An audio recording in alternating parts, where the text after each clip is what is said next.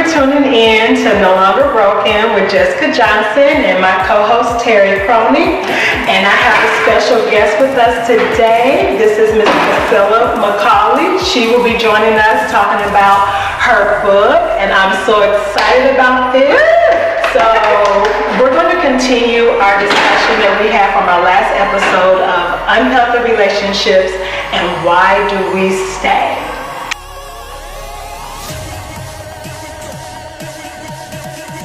So Priscilla, tell us about your book. So, I just finished my book. It's called Little Girl, Who Am I? The Journey in Finding Me. It's a story of my life, my pitfalls, the things that I've gone through to get me to the point I am now. So when you say your journey, your life, and your pitfalls, you'll go into a little bit depth about that? Because we're talking about unhealthy relationships and why do we stay. So give us a little entail about your life and pitfalls. Okay. Just majority of the pitfalls was me trying to find relationships, trying to find love, trying to find the right man. And when you're young, you don't understand that. You're just looking for something you have no idea what it is. I had no idea what love was. Once I truly gave myself to the Lord, I understood what love was and understood that my journey started because of my relationship with my dad. And so I needed a man. I felt I needed a man to justify me and to let me know I'm beautiful, to let me know when actually I did not, but you don't know that as a little girl. All you know is I want what I see on TV, I want what I see in the world, and that's where I'm. Okay. You made a good point in saying identifying what were you looking for and you don't know based off the relationship from your dad. So in our last episode, again, the overall question was why do we stay? I did have a person reach out to me and ask the question, and they were saying, why do women stay in relationships when they know their mate or person may be abusive to their child? And it can even be sexually. And so when I pondered on that, we think about the different types of manipulation that comes, the different type of love that we're searching for. Right. So I explained to that person that people stay in those type of relationships because it's been their unbroken pattern behind them. So if you come from a household because our first relationship is anybody's always with our parents, whether it's the mother and father, whether it's just a mother, whether it's just a father, but even the lack of for one, that relationship is still there, and what you form in your head, as you said, what you see from the world, what you make up in your mind, what you want. And so I explained to her at that time, I said, you know, if there was a history, that mother or person was kind of taught to stay in that world because mom stayed in an unhealthy relationship and she knew that her boyfriend or somebody was, you know, beating me or abusing me. So then when she gets into a relationship and that person might be doing harm to her child, that's their norm. And so they stayed in an unhealthy relationship, and then we have that imagination of the love that you're looking for. And thinking if I stay, somehow they're going to conform to what it is that you're looking for. And you're hoping and wanting that person to change to the love that you're looking for. I think for me, you know, everybody is looking for love. Like, everybody's looking for love, and love requires different tactics to each individual. I think a lot of times in this generation, like a lot of people aren't willing to bend and break, because everybody can get loved how they need to be loved. It's, you know, a give and take, and that's even with children, you know, with your siblings, your spouses, and things of that nature. But I think, you know, it does, like you said, it starts at home. And I think that's why I'm so mushy and so lovey-dovey. You know, just, you know, shout out to my mom, First Lady Girl, who's actually doing our videotape. Hey, Mom! Yes, she's in the house. But she's such a mushy, caring person, and so I think that's why I turned out to be that mushy, caring person. And so for me, like, her love is what, you know, I banked off of, you know what I mean? And that kind of stimulates where it took me in any relationship, even with my children. But yeah, we definitely, have to take from our parents and the guidance that we had, growing up, because it definitely shapes us into the people that we are. And that's why it's so prevalent for us to give off love to our children. Because what it does is it breaks that toxicity that just keeps generating. It's like a generation of loveless people that just keep on, it's a trigger, pivotal moment, I think, for us to do that. So we're definitely gonna have to check out that book. Definitely have to check out that book. I think that's gonna be a good read. Yeah. What's the title of that again? Yeah. Little Girl Mama. Little Girl Mama. Where can they find that at? Is that It's right now, it's just being edited. So it's okay. full blown, but it's finished right. But it's in there. Yeah, you got it started. Well, that's what's up. We're super excited for you. We're gonna go ahead and take a quick commercial break, and when we come back, we'll be live back in the studio with our special guest on No Longer Broken with Jessica Johnson. We'll be right back. You've been tuned in to No Longer Broken with Jessica Johnson. Make sure you don't go anywhere, because coming up later on in the episode, we're giving a major shout out to a team for Teen Crush Tuesday. Keep on crushing.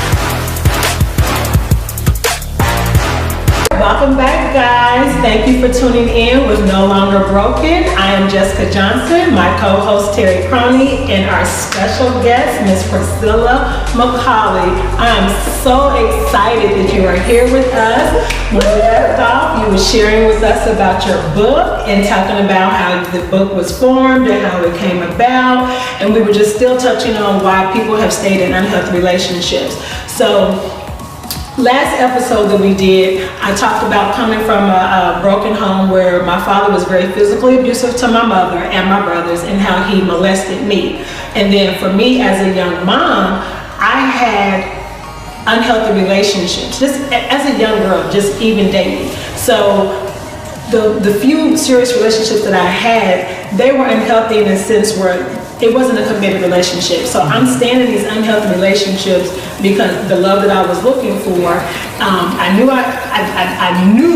I was not going to tolerate a man beating me. Yeah. I knew that, because seeing my mother get physically beat with my dad, that I had enough sense to not tolerate, but I didn't have enough sense or confidence in myself and love for myself to not allow a man to mistreat me in the form of cheating on me, being unfaithful, lying, living together, and he wouldn't even help pay the bill. So I took a lot of those other things on the count of he's not beating me. And so then I even put, now that I officially have 3 adult children. Yes, happy birthday to the twins. Yes, they just turned 21 3 weeks ago. So I am a grown up with 3 grown ups, and my son is here with me again. I'm so grateful that he supported me through this. Yes, but I had to have conversations with my children now about those things that I exposed them to, and how that even jeopardized them in relationships that they have been involved in, because it was the patterns that mommy put in front of them. Yeah. And it wasn't healthy, especially with my girls. My son was a lot reserved and laid back. He didn't, for him, relationships wasn't a big thing. And I think it was part of because it was like, yeah, my mom's messed up. To piggyback off of that, not to cut you off, you were breaking a generational curse. And that goes back to what we said before commercial break, is you have to start somewhere. And so once we know as a person that, hey, that's not really how I want to feel, that's not really how I like to feel, so let me train my kids in the way they should go, and show them how, it's supposed to be. Even as a single parent, when I was a single mother, I really, try to instill in my kids how a relationship should look, how a relationship should be. When you get in a relationship, don't just, get in a relationship and be a cheater or, play with people's hearts. And so it starts even when they're little, it's like, just start off being friends. You want to break that cycle. I think starting off being so young, being in relationships, it starts a super long process. So when we're in those relationships at 14, 15, and we're thinking we're in love, like we said in the last episode. That is just the number one thing. Yeah. I swear they know the world. was there like a aha moment, as Jessica stated? Yes. Was that, what was the pivotal moment that you came up to where you wanted to write that book? Was it like a journey of yours that did you always want to write a book? No. Okay. I had no desire to write any book because to me I was exposing myself. Yeah. When God opened up the door for me to go to school to be a spiritual life coach, that's when my book came to. Because when they asked me, you need to write a book, you need to share your story and it'll bless people. And I'm like, but my story to me is just my story. Yeah. And so writing the book, it was therapy for me. Yeah. Because there's a section where I did have a relationship and the person, and that was mine. I wish somebody would hit me. Because that's what I saw, but I left out him being mentally abusive, verbally abusive. And so I stayed in that relationship for 14 years. Out of fear. Fear that because I had been broken down so much, no one else will want me. No one else is gonna see me as use. Yeah. So you felt like this was it. This is the best that I can get. Yeah. So he's here. He's accepted. Yeah. So then you accepted that life. Have someone. Exactly. Actually, I did not have anyone. I had a leech. A spiritual leech. A spiritual leech. Yes. And so but that's how my book came about, and it was therapy for me.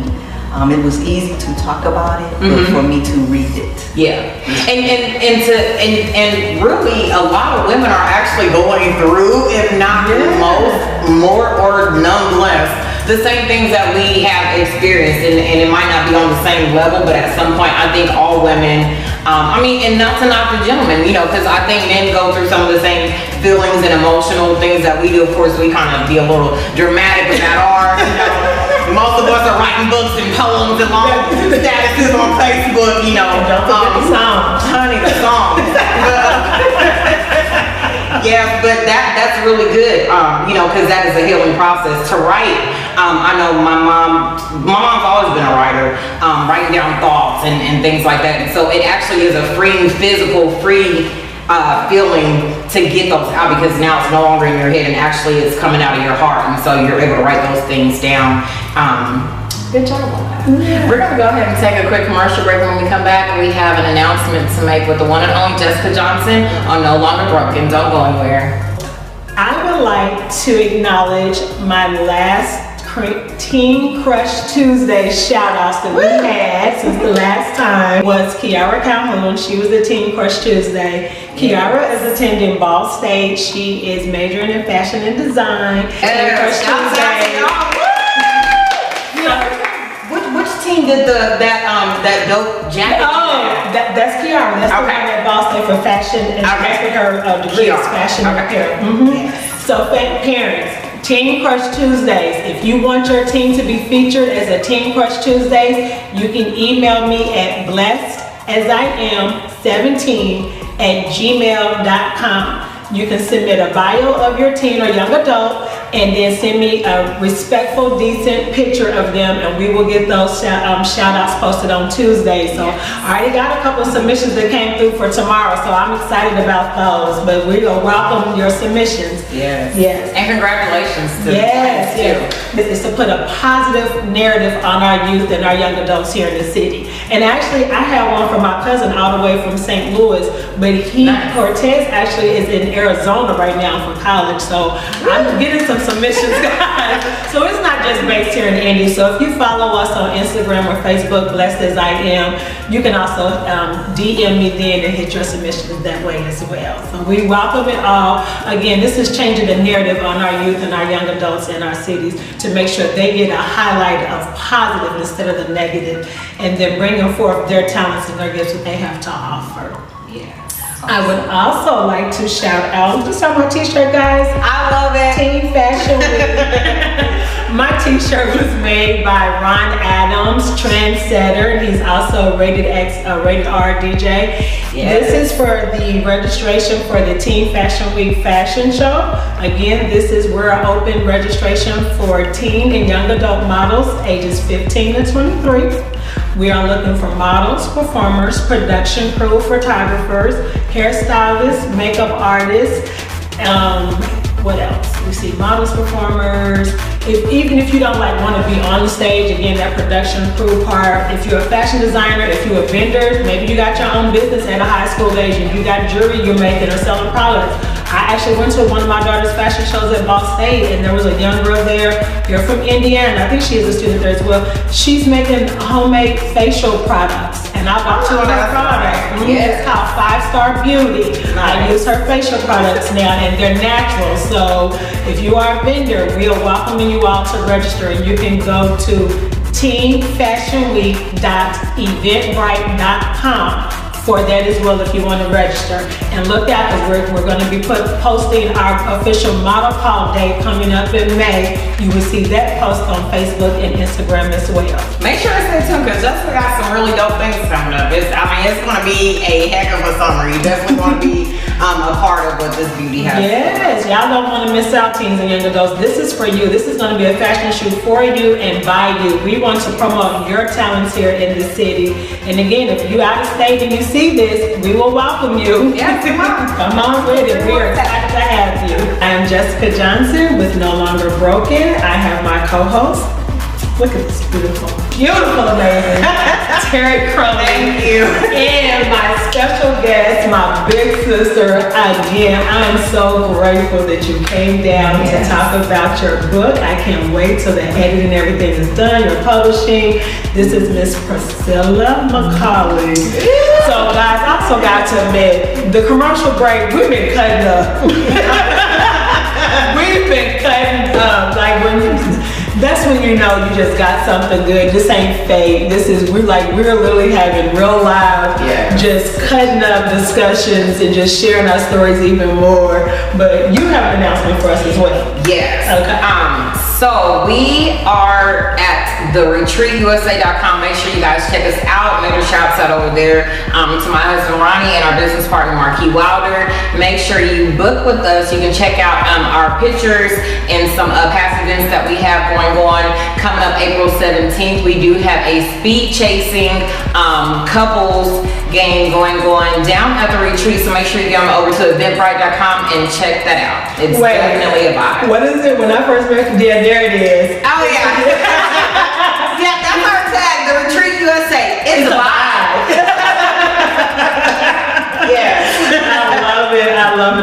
I see that natural. We just been having so much fun. We hope you enjoyed today's episode of No Longer Broken with Jessica Johnson. I'm your co-host, Terry Crony. Make sure you get on over and join us on Facebook and Instagram at Blessed As I Am. Stay tuned to part 3 next Tuesday coming up with our special guest, Miss Priscilla.